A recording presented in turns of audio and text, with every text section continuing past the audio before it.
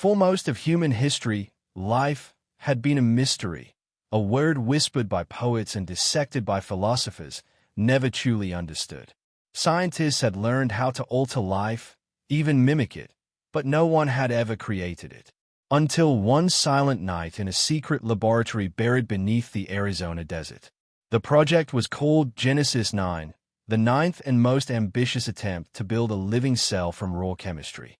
No borrowed DNA, no borrowed cell parts, only carbon, hydrogen, nitrogen, and the human will to understand. Dr. Evelyn Cross, the project's lead biologist, had devoted 20 years of her life to this moment. She stared through the microscope, her eyes red from sleepless nights, her voice trembling as she whispered, "Run sequence." The machine hummed. Molecules aligned in liquid chambers, guided by quantum algorithms that mimic the early conditions of Earth. Hydrogen bubbles flickered like stars being born in miniature. And then, for the first time in human history, something moved on its own.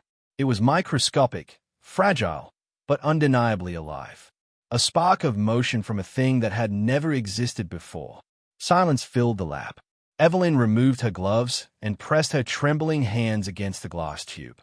"We did it," she whispered. "We made life."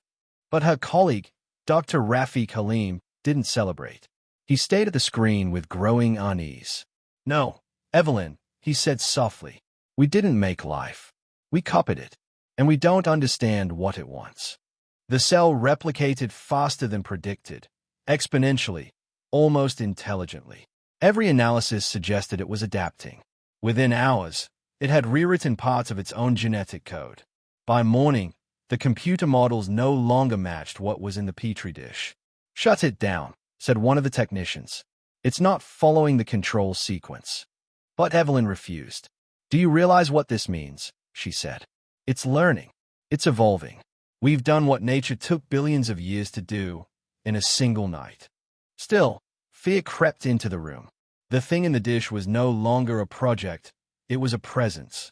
The team sealed the lab, cutting off all external connections.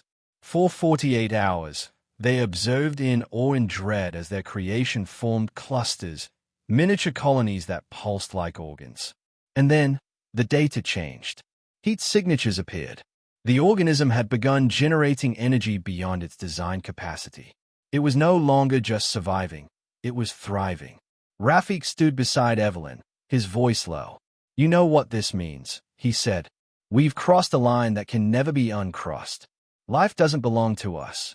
Evelyn stayed at the screen, her reflection merging with the alien forms under the microscope.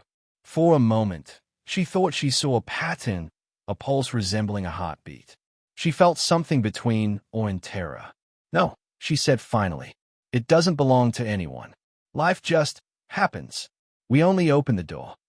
Outside, the desert stretched endlessly, silent, indifferent. Inside, under the sterile glow of the lab lights, humanity had done what once seemed divine. It had summoned the spark that begins creation. And in that spark's faint glow, no one noticed that one of the containment seals had begun to flicker. The cell, the first of its kind, was ready to explore the world that had just created it.